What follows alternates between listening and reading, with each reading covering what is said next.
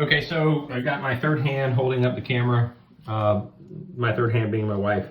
So you're gonna take your common screwdriver and you're gonna go down onto this bolt screw, and you're gonna take your ratchet or your adjustable wrench and you just go underneath and you'll find, and then all you do is you're gonna hold it and you're gonna turn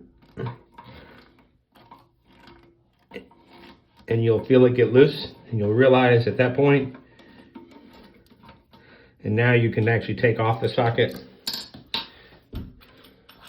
And your bolts could, your nuts could be of a different size.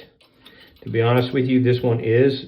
I know the equipment going back on is a 1/2 inch because I've measured it. These are apparently a little bit larger, so an adjustable wrench may be in order. So now you see this is loose. And I'm gonna do the same thing to the other side.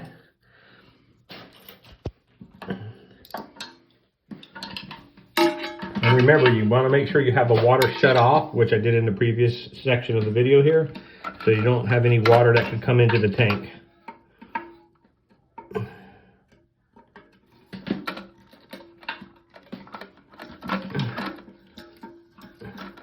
And again, I'm actually holding the nut below because this is a different size than what's going back on it. So.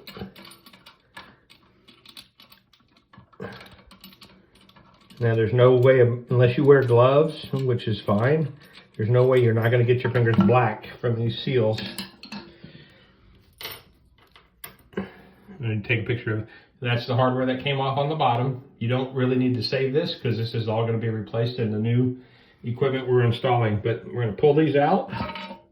I suggest that you put them onto the towel that you used, that I told you needs to be a junk towel. Because when you're done picking them up, your fingers are gonna look black like that.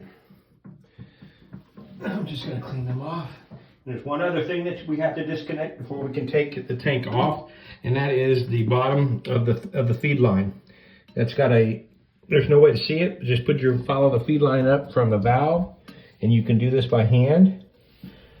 Remember, turning to the right is tightening, turning to the left is loosening. There'll be a little bit of water in this line between the valve and the top here. You can just dry that up on the floor. It's not enough to worry about or try to catch. Don't get it on your wall if you can help it.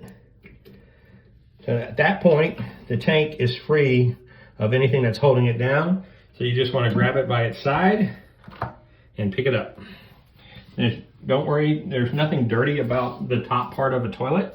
If you want to wear gloves, by all means, but you'll never